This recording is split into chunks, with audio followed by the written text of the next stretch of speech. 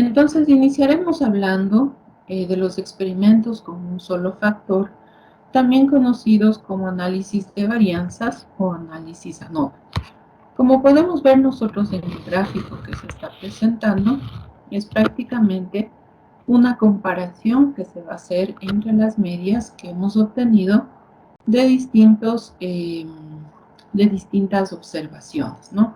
Para conocer cuál es el nivel de significancia entre estas medias que nosotros estamos tratando de comparar.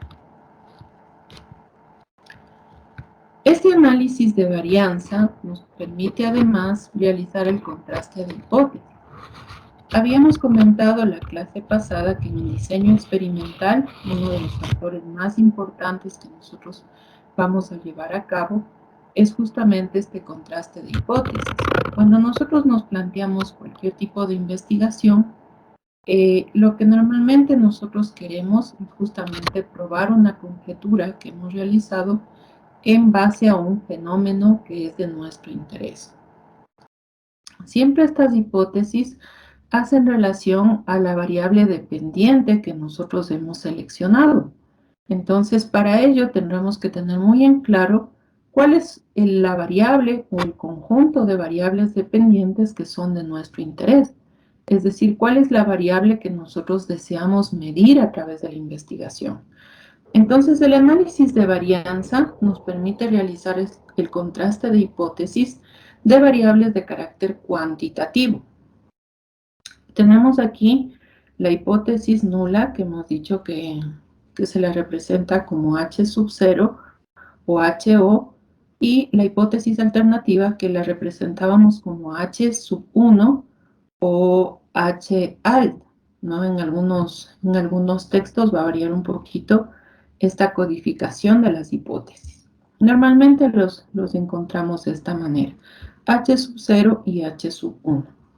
Entonces, como hemos comentado siempre, la hipótesis nula lo que nos manifiesta acerca de esta variable dependiente que es de nuestro interés es que las medias de varias poblaciones que nosotros estamos estudiando son iguales, es decir, no existen diferencias significativas entre las poblaciones que estamos evaluando con relación a esta variable dependiente que es de nuestro interés. Por el contrario, la hipótesis alternativa es aquella que nos indica que existen diferencias significativas en al menos una de estas poblaciones que estamos estudiando, ¿sí? Entonces, estas son las hipótesis que nosotros vamos a comprobar a través de este análisis de un solo factor conocido como ANOVA. Entonces, siempre hacemos alusión en relación a las conclusiones únicamente acerca de esta hipótesis nula, aceptándola o rechazándola.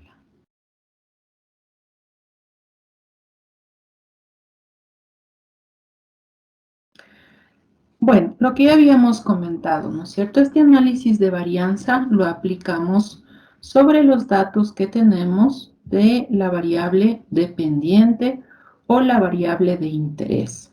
Entonces, en muchos de nuestros casos, de los estudios que nos hemos planteado, tendremos que reformular posiblemente estas hipótesis que inicialmente habíamos comentado, ¿no es cierto? Por ejemplo, en algunos proyectos en los cuales se estudiaba el tratamiento de desechos o el tratamiento de efluentes, se mencionaba como hipótesis que estos tratamientos que se pretendían aplicar eran adecuados para el manejo de desechos. Entonces aquí no nos queda muy clara cuál es la variable dependiente que nosotros queremos medir. Como hemos comentado en las clases anteriores, una variable es un aspecto que se puede medir. Eso es un aspecto muy importante de las variables, ¿no? Y hemos dado también pautas acerca de la clasificación en función de algunos parámetros de estas variables. La clasificación más típica es en relación al tipo de datos que va a medir esta variable dependiente, que puede ser datos de carácter cuantitativo y datos de carácter cualitativo. En este caso, el análisis de varianza lo podemos aplicar únicamente a datos de carácter cuantitativo, porque estamos hablando de la comprobación de las medias que vamos a encontrar entre distintas poblaciones. Podemos nosotros, dentro del análisis ANOVA, probar distintos tratamientos o factores que están influyendo sobre esta variable que es de nuestro interés.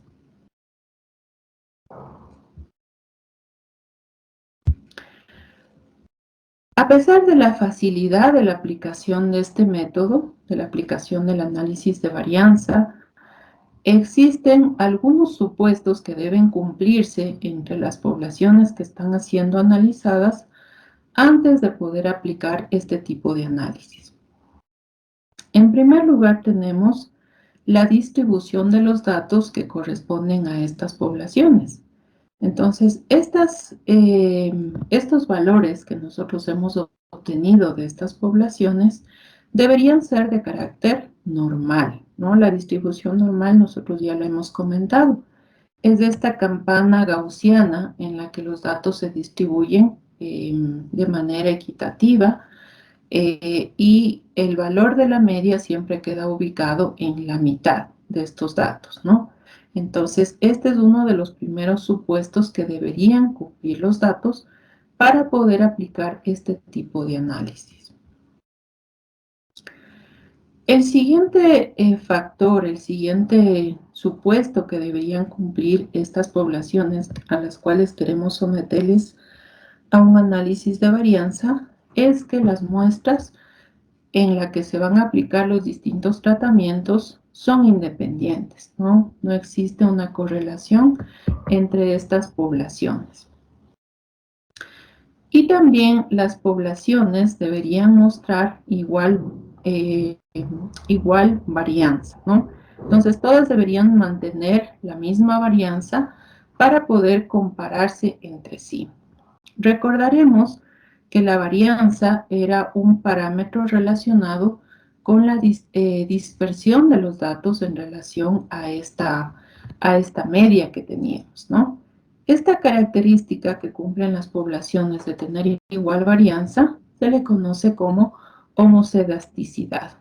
Entonces, estos son los supuestos que deberían cumplir nuestros datos para la aplicación de la varianza. Como hemos dicho antes, para la aplicación de este tipo de análisis, en primer lugar deberíamos tener muy en cuenta cuáles son las variables dependientes, es decir, las variables que son de nuestro interés, considerando a las variables como parámetros que son medibles, ¿sí? Entonces, esta también se le conoce con el nombre de variable respuesta. Y por otro lado, vamos a tener, por ejemplo, en el programa Infostat, las variables de clasificación. Estas variables de clasificación van a ser ciertos factores que pueden influir en estas variables dependientes, ¿sí? Y a su vez van a permitir la clasificación de los datos en grupos, ¿no? Como veremos más adelante, una vez que apliquemos el análisis, veremos que dependiendo del grado de significancia del valor de P, que es el valor que nos indica justamente el nivel de significancia de estas comprobaciones y nos permite determinar si la hipótesis nula y la hipótesis alternativa son verdaderas o falsas. Justamente de aquí se van a derivar, una vez que comprobemos que son de carácter significativo las diferencias entre las medias, se podrán establecer grupos entre los cuales no existen diferencias significativas en relación a estas variables de clasificación. Bueno, vamos a esperar un momento a realizar los ejercicios para que podamos observar esto con mayor facilidad dentro del programa. En Infostat, el análisis ANOVA se le denomina ANAVA, ¿no? Entonces vamos a encontrar en la tablita de resultados que obteníamos nosotros del programa, vamos a encontrar el análisis como ANAVA. Entonces, en este caso, se lo representa de esta manera por sus siglas en español. Entonces, ANAVA es lo mismo que análisis ANOVA. Entonces, no nos vamos a preocupar de este factor.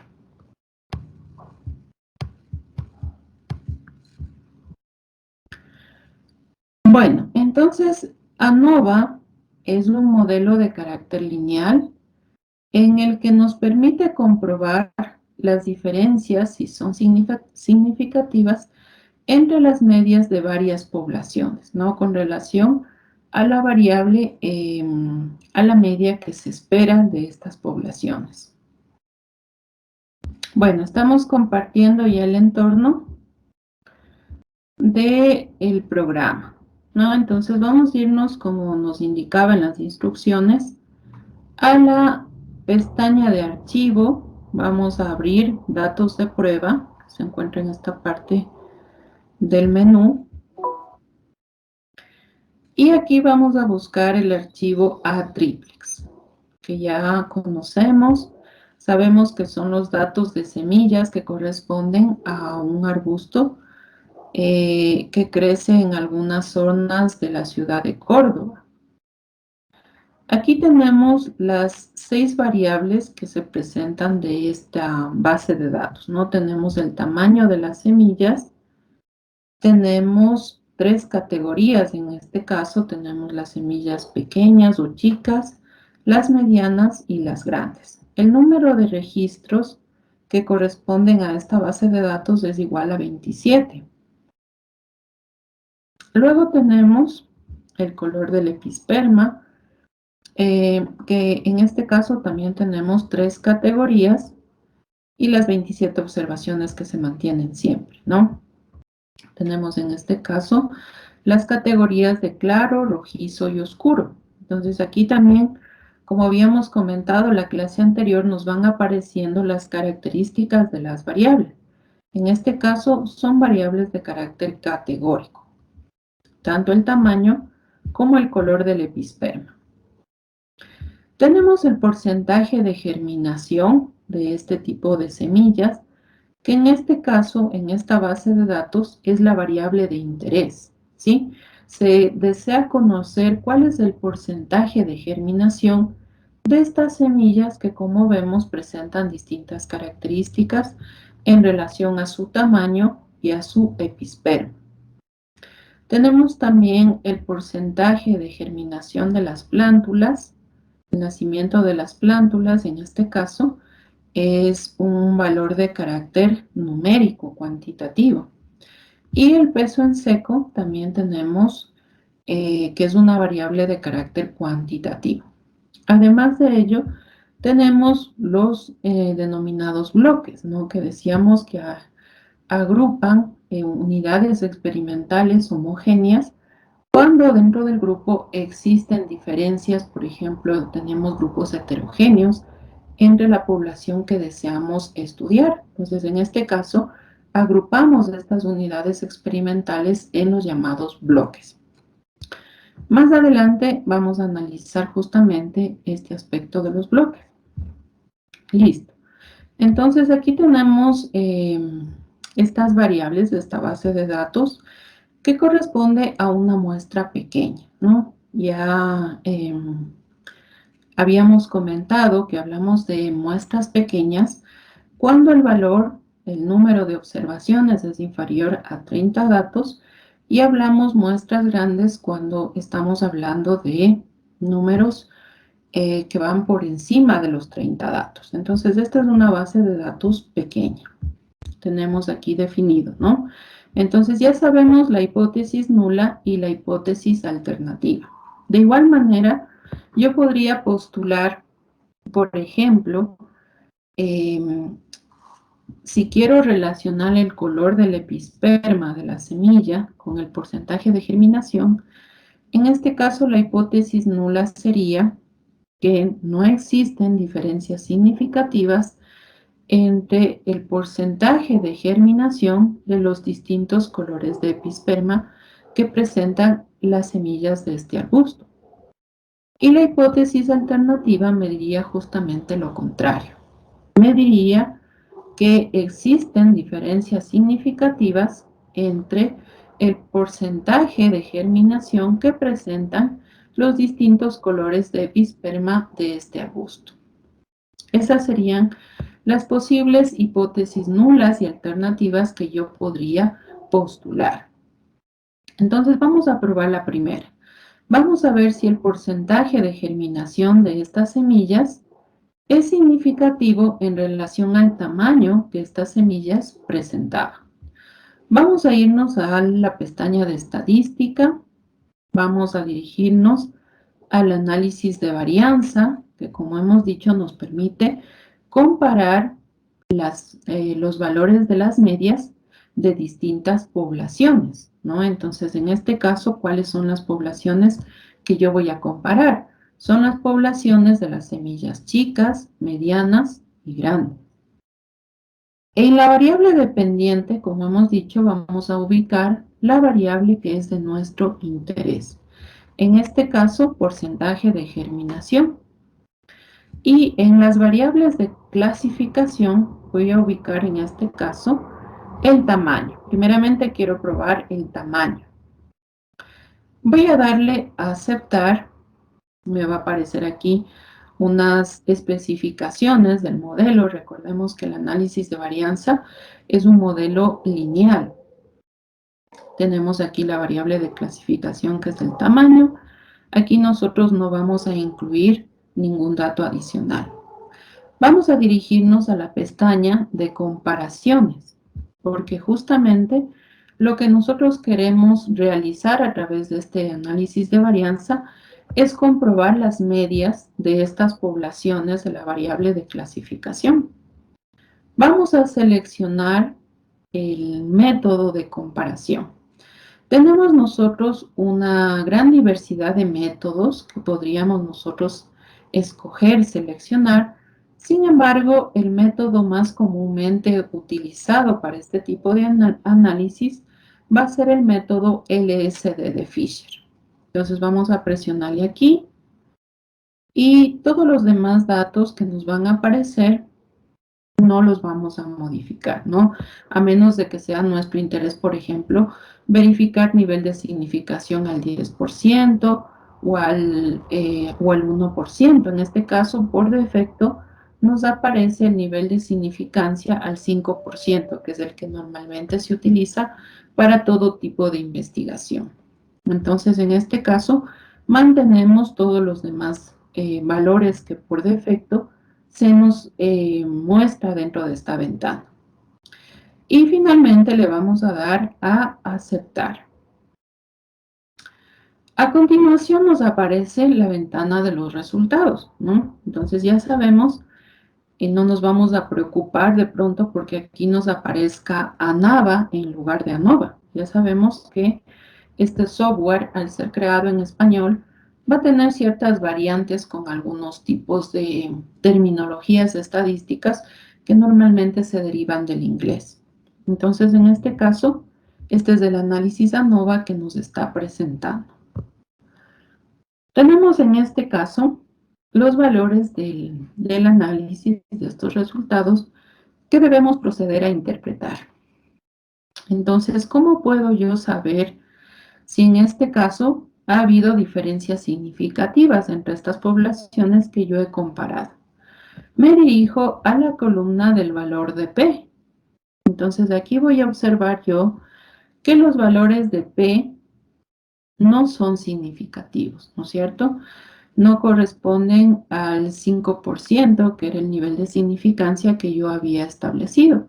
Son valores mucho más grandes. Entonces, en este caso, ¿cuál sería la conclusión en relación a este valor de P?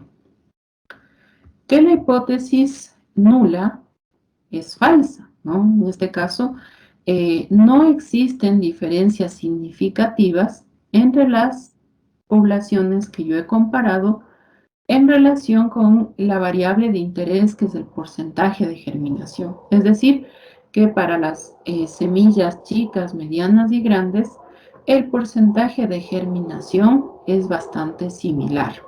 No influye en este caso el factor que estaba yo tratando de investigar si tiene influencia sobre mi variable dependiente, no tiene una influencia significativa sobre el mismo.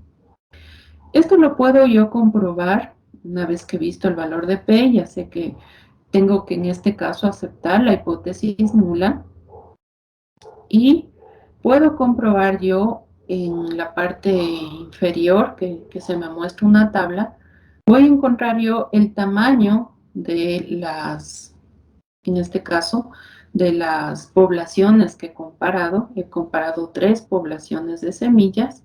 Se me presentan aquí las medias en relación al porcentaje de germinación que han tenido, y aunque veo que esta media es distinta en cada uno de los grupos, estadísticamente estas diferencias no son significativas, ¿sí? Entonces la media no va a ser un valor exactamente igual, sin embargo, estadísticamente no es significativo, deberían ser rangos o mucho más bajos de alguno de los grupos o mucho más altos para que haya estas diferencias, ¿no? Lo que mencionábamos de la creación de grupos se muestra al final de la tabla. Aquí, si existieran diferencias significativas en relación a estas 3 poblaciones, yo encontraría letras mayúsculas distintas. Por ejemplo, si tuviera un valor de P significativo, en el que dijera sí, existen diferencias significativas entre las poblaciones que he comparado, aquí al menos uno de los grupos de estas 3 poblaciones me mostraría una letra distinta. Por ejemplo, sería A, B y A. ¿Qué es lo que me querría decir este análisis? Ya vamos a ver más adelante que se van a crear grupos diferentes. En este caso, como no hay diferencias significativas, todos corresponden a la letra A. Todos corresponden al mismo grupo porque no hay diferencias entre estos 3 grupos, ¿no?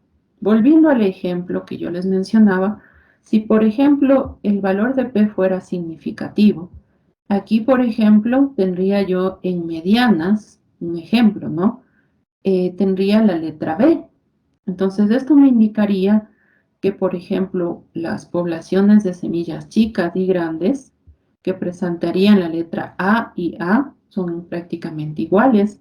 No hay diferencias significativas y el grupo, en este caso de este ejemplo, que sería distinto al de las demás, sería el que corresponde a las semillas medianas. ¿Sí? Y en este caso vamos a ver si el color del episperma, que es otra de las variables de clasificación que nosotros hemos incorporado, tiene relación con el porcentaje de germinación. Entonces el tamaño hemos visto, no tiene diferencias, aunque sean las semillas de distinto tamaño, todas van a tener porcentajes de germinación estadísticamente similares entre ellos. Vamos a aplicar en este caso la misma premisa, ¿no? Vamos a postular una hipótesis nula y una hipótesis alternativa. ¿Cuál en este caso es la hipótesis nula? Es que el porcentaje de germinación de semillas que presentan colores distintos en su episperma es idéntico entre sí. No existen diferencias significativas de las semillas con epispermas distintos de distintas coloraciones en relación al porcentaje de germinación. La hipótesis alternativa nos dice, en cambio, que sí existen diferencias significativas entre las semillas que presentan distintas coloraciones con relación al porcentaje de germinación. En el análisis, entonces, tendríamos que nuevamente dirigirnos a la pestaña de estadísticas. Vamos a análisis de varianza.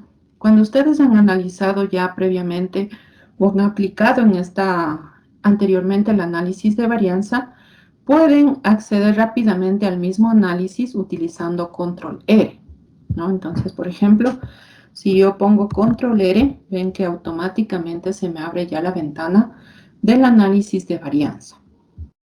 Si yo quiero volver estas variables a la ventanita inicial, pongo limpiar y vuelven a la misma ubicación original que tenía.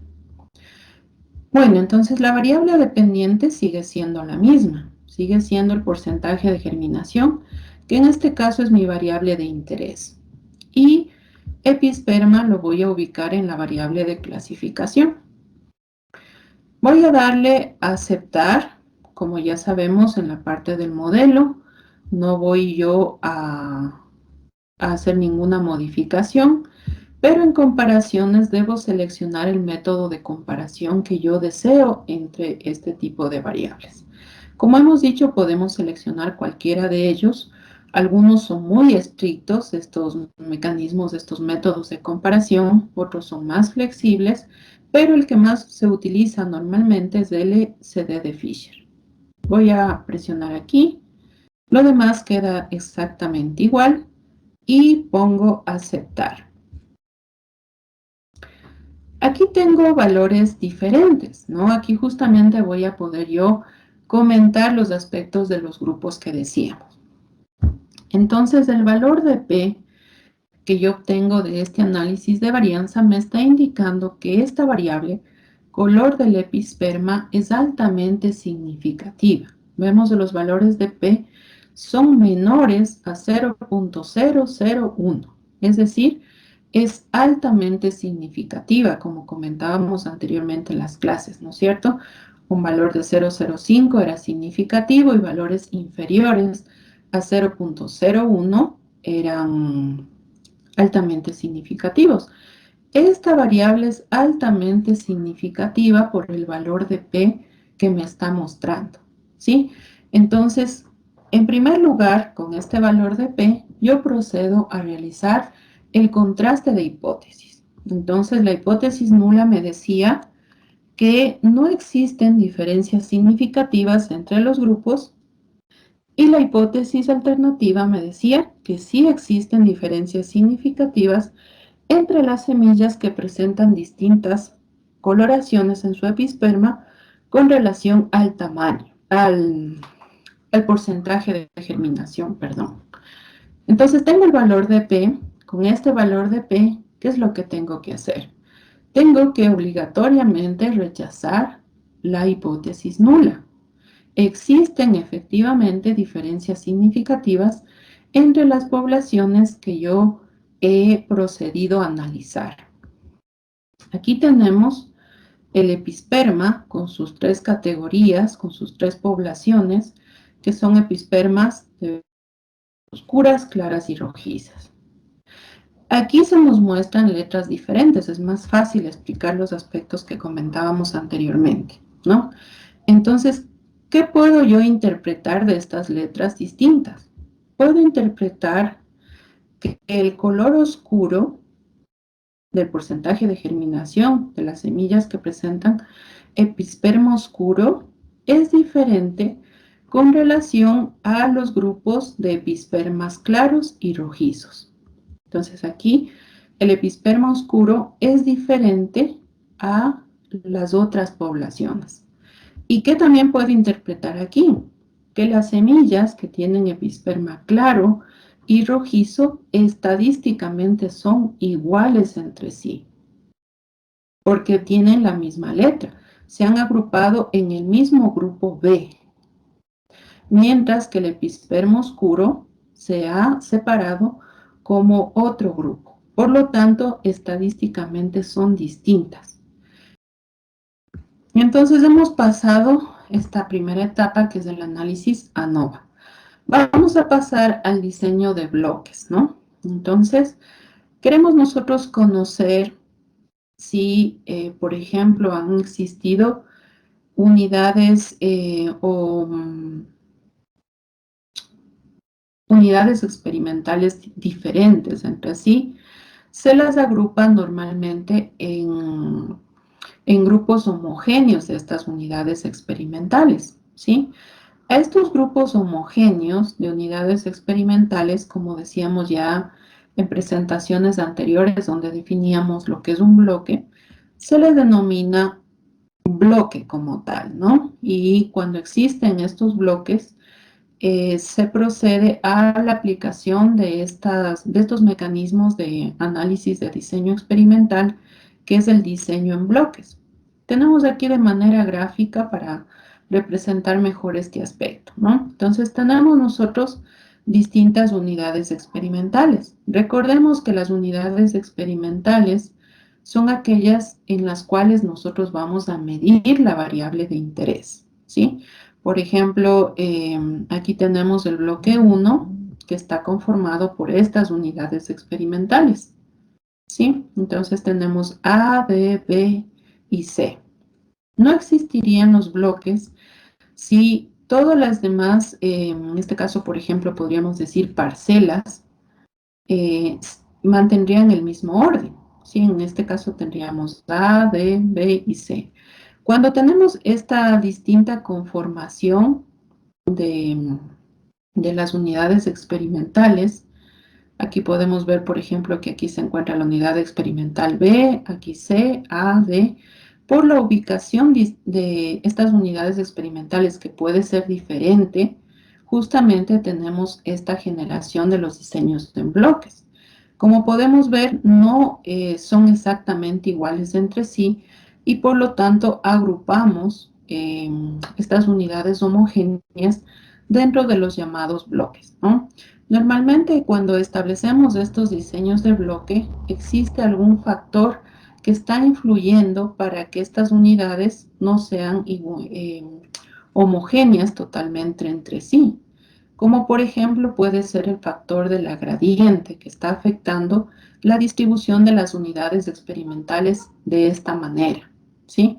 Entonces, la característica de los bloques es que las unidades experimentales dentro de cada bloque son homogéneas entre sí, pero son heterogéneas en relación a los otros bloques, ¿sí? Esa es la característica para que nosotros establezcamos este diseño en bloques.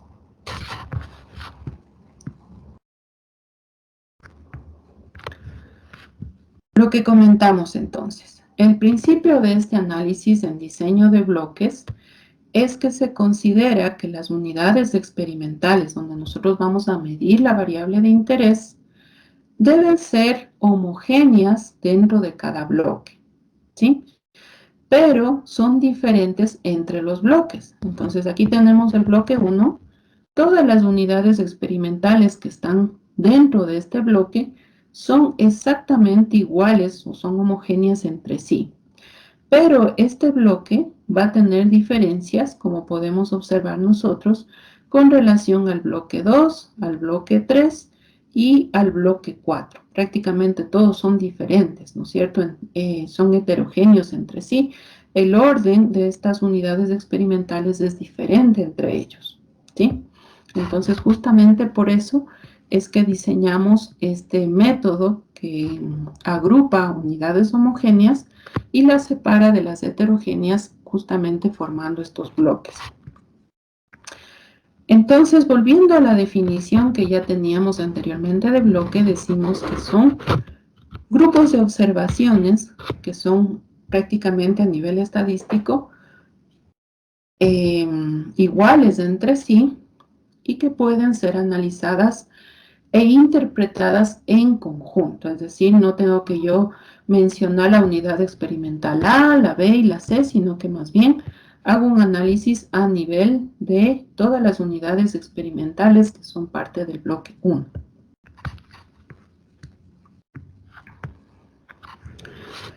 Estos bloques pueden ser definidos de dos maneras. Tenemos el bloque no aleatorio, que es establecido en este caso por el investigador, ¿no? En función de algún parámetro de interés.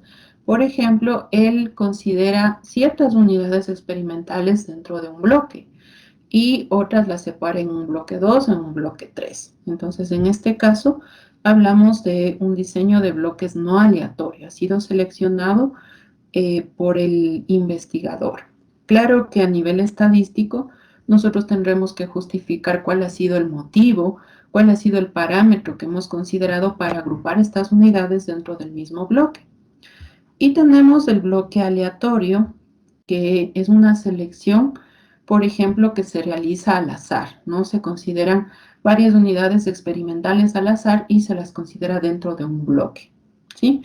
Entonces tenemos esos dos métodos para poder implementar este análisis de bloques.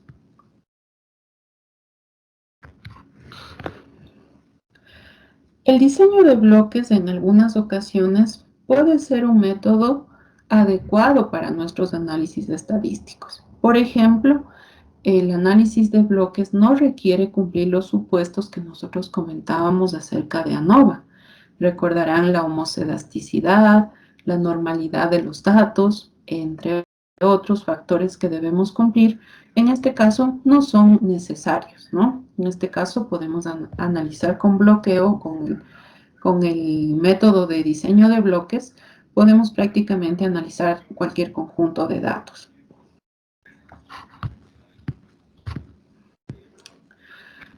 ¿Qué características se cumplen en el diseño de bloques? Tenemos que las unidades experimentales deberían existir unidades experimentales heterogéneas, ¿sí?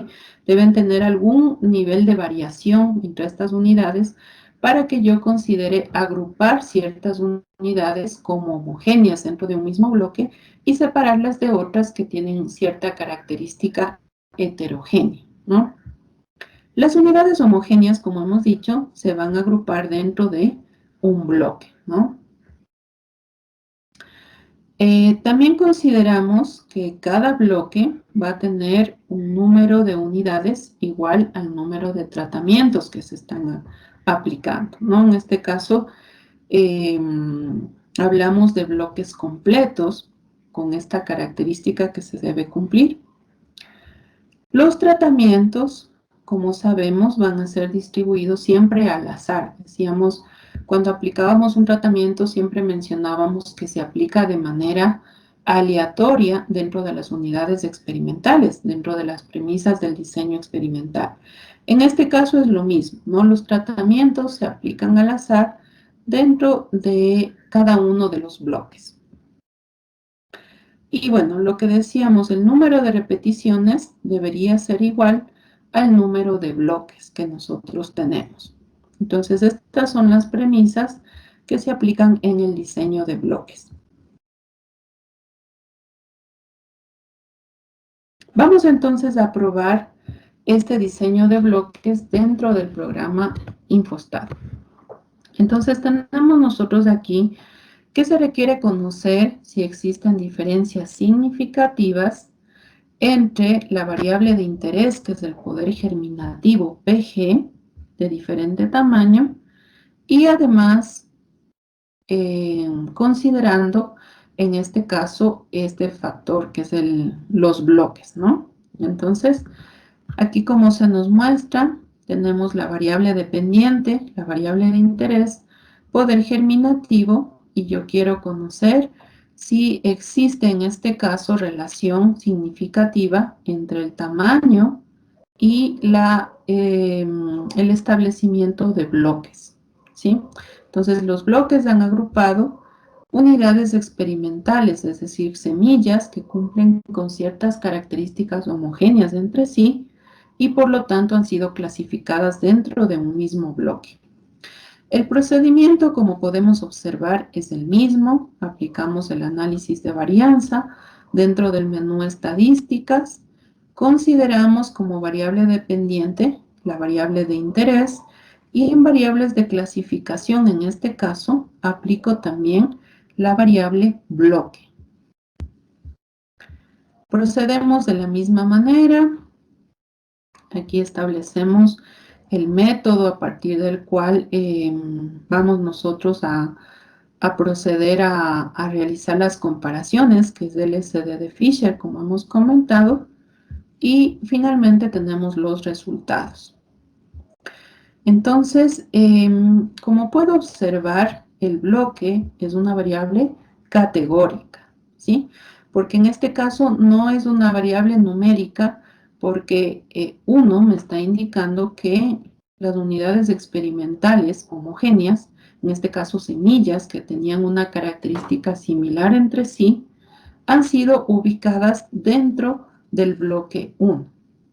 Semillas que tenían características similares entre sí han sido ubicadas en el bloque 2 y lo mismo con el bloque 3. Y el establecimiento de estos bloques me da a conocer que existe algún tipo de diferencia entre las semillas que están dentro del grupo 1, 2 y 3. Son diferentes entre sí. Entonces voy a proceder a realizar el análisis, como hemos dicho, a través del método de bloqueo.